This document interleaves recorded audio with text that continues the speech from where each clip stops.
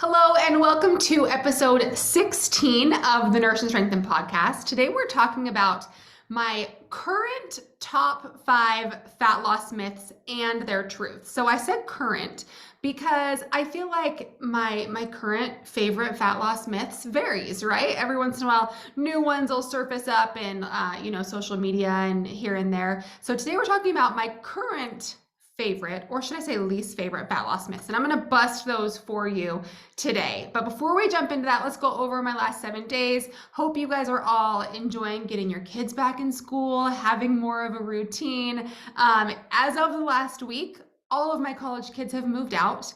Pretty crazy. Caleb had his first day at BYU.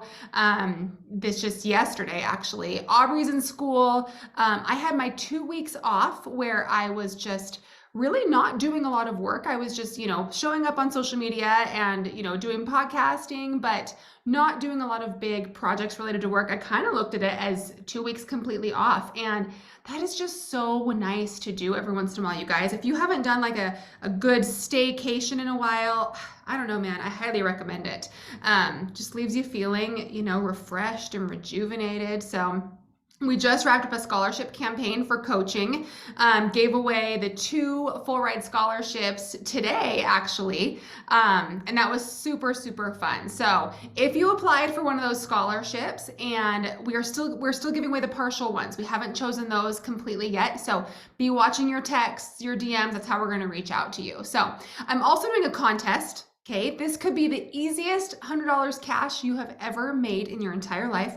All you have to do is leave a 5-star rating and review here on this podcast, either on Spotify or podcast, whatever you're listening on is totally fine. At the end of the month, I'm gonna go and look back at the reviews that came in during the month, and I will randomly choose one to give $100 cash to. So whatever platform you're listening on, just click on over to that review section, and I will be so forever grateful. So let's go ahead and just jump right in, guys. So myth number 1, are you ready for this? Myth number 1, if you cut calories, you'll get leaner. So I'm playing a little bit on word choice and semantics here by calling this one a myth. The truth here is if you cut calories, yeah, you might lose weight. But if we're talking actual body composition change and actually getting leaner, losing body fat specifically, not just general weight on the scale, it depends on more things than just cutting calories. So we're gonna dive into each one of these myths a little bit. So let's dive into this one here. When you're in a fat loss phase, a calorie deficit, a diet, a cut, whatever you want to call it, you really want to put a high priority on preserving lean body mass, especially when you're in a calorie deficit, okay? And how do you do that? You do that with sufficient protein intake and approaching your strength training with real intention and progressive overload. So let's talk about both those things really quick. So your protein should be at approximately 0.8 to 1 gram per pound of your body weight. So what does that mean? If you are a 150-pound female, your high end of protein intake is going to be 150 grams a day. Your low end, let's see, I didn't do the math here before this, but if we just go 0.8 times your weight, 150 pounds, it's going to be 120 grams of protein. So you do have a range there. As long as you're getting in 120 to 150 grams of protein, if you're a 150-pound female, for example, then you should be good to go there, okay? Your protein choices do matter. We're going to talk about that actually in a myth coming up here. Let's talk about lifting, okay? So I see too many times women especially go into the gym, and when I say into the gym, I'm using that term loosely, okay? Maybe you're working out from home, totally fine. But just kind of, throwing light weights around and just not really pushing yourself. So many people don't know what it means to really, really push yourself in your weight training. And so having a program that you follow that is built on progressive overload techniques is going to be really, really important. And it's going to really facilitate that effort that you're bringing and muscle building. So what does progressive overload mean? That really means that you want slight changes in a few different areas, either intensity, in your weight lifted, in your rest times, just different things you can manipulate each week to help you push you to get stronger, okay? Now, keep in mind, the key here is that you need to be consistent doing the same program for at least, at least 6 weeks, ideally 8 to 12 weeks. 6 weeks is good as well. And you really have to be doing the same program week after week to be able to get stronger in that move, in those workouts. If you just go in and do whatever you feel like, this class, that class, this random exercises that you see on Instagram, random swipe workouts, you're not going to be optimizing your lifting. Okay. You're not going to be getting the same results that you could be otherwise. So a common way to periodize your training is to, for example, you might start at higher reps, maybe 12 to 15 reps. And then over time, as the weeks go on, you'll lower your reps. You might go to 10 reps, then 8 reps, maybe 6 reps. And obviously, most of us know that you can lift more weight for 6 to 8 reps than you can for 15, for example, right? And so as those reps come down, it's really helping facilitate you lifting heavier weights, getting your body used to lifting those heavier weights. And then when you go back up to that 12 rep or 15 rep again, ideally you're stronger and you can lift heavier than you did before. That's a great, simple way to periodize your training over time. So let's go back to our myth. Cutting calories, you'll get leaner. If you really want to optimize body composition change, you got to make sure you're focusing on 2 things. That is protein and lifting. Okay, let's move on to myth number 2. Myth number 2 is eating a high protein diet will make you constipated. Okay, now you might be thinking that's not a myth. I tried it and that's how I felt. So yes, it can happen, but let's talk about why that might happen. The truth here is that oftentimes it is more the protein source or how quickly you increased protein that can cause that constipation. Okay, so let's talk about both of these things. So one, the protein source. So it's super common for, if your protein goes up, let's say you hire a coach, even a coach on our team, this does happen sometimes, your protein intake goes up, right? And as women, this is a generalized statement, but as women, a lot of us don't just love to eat tons of meat all the time. I don't know, I'm with you, I'm the same way. And so we feel when our protein intake goes up, we fill that with things like high protein tortillas and cereals and a lot of dairy and shakes. And there's nothing wrong with any of those things, okay? The problem is when you increase your protein solely based on the protein that comes in those things, and that can cause some digestive distress, okay? So to remedy this, I would focus on, eating meat a couple times a day, eating eggs once a day. You can definitely have a shake, some Greek yogurt, things like that. But I would really focus on increasing those meat servings. Let's say you're having 2.5, 3 ounces, increase that up to 4.5 ounces at a time. Okay, it's just going to be a little bit more chicken, but it's going to be easier on your digestive system than filling it with a lot more like processed tortillas and cereals and things like that. Okay, the other thing would be to increase your protein slowly. Okay, let's say you're currently at 60 grams of protein, which is very common actually. And you're listening to this podcast and you're like, oh my gosh, I actually need 120 grams of protein.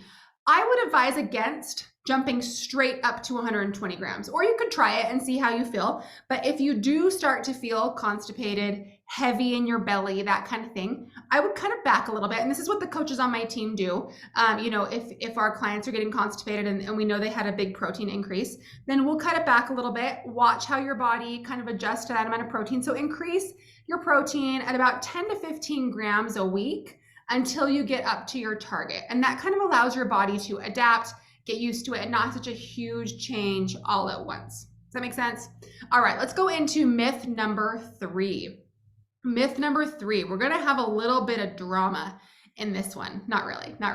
But myth number 3 is the more cardio you do, the more weight you'll lose. Now, I don't know about you, but I've been there in the past and everybody just preaches move more, eat less, right? Especially the law of thermodynamics says you burn more calories than you take in, you'll lose weight, right? That's the CECO, calories in, calories out. Like the law of thermodynamics is real, right? But not even a but let me just keep talking, okay? So high amounts of the truth here, all right? High amounts of cardio can actually cause your cortisol to stay chronically elevated, which will make fat loss difficult. Not saying it's impossible, but it's going to make it harder. Now you might say, why? Because you just said, if I burn more calories than I take in, so therefore doing more cardio means burning more calories, then I'm going to lose more weight. right? Let's talk about one thing really quick. A lot of people overlook, you guys, the effect that cardio has on your appetite, okay? People who do a lot of cardio are so much hungrier and struggle sticking to a nutrition plan so much more than people who do a moderate or low or even no cardio and really focus on their nutrition. So if you are someone who does a lot of cardio and you're like, I really struggle tracking macros, sticking to a meal plan, whatever nutrition plan you're trying to do, I promise you, if you cut your cardio back, it will be so much easier. Your appetite will be more regulated and it'll be so much easier to stick to a nutrition plan and therefore see results. Okay. Now let's talk about the hormone piece here.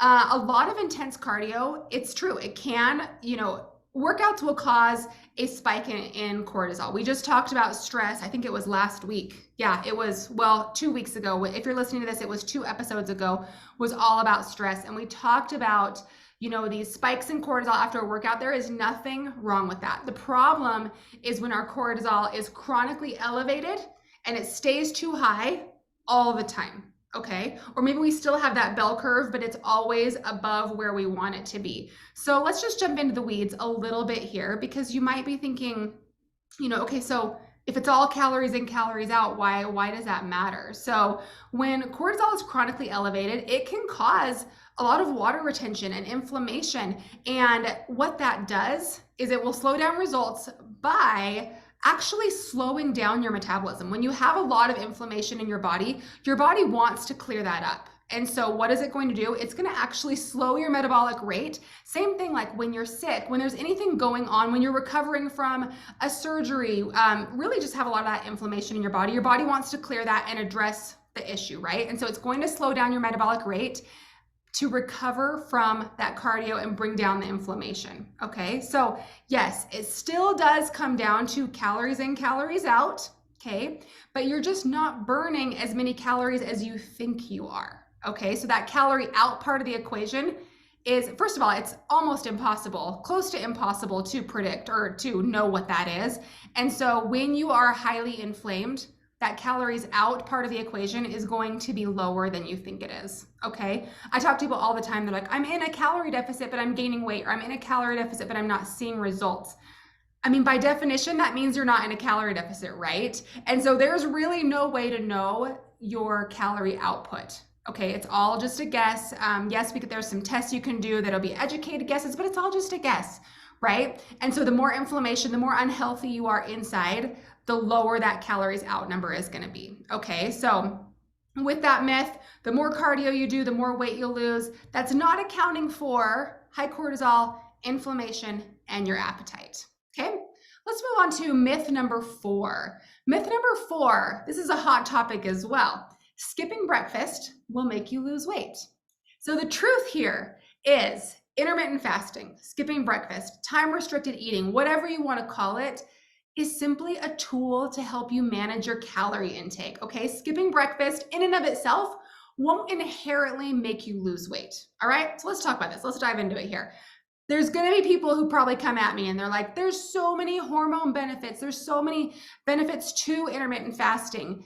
Really, you guys, it's not magical. Okay, there are no well done studies that prove that these hormone benefits are from intermittent fasting. A lot of times those benefits people see from fasting are because they're actually in a calorie deficit. So intermittent fasting can help you manage your calories. If it helps you stay in a deficit, then go for it.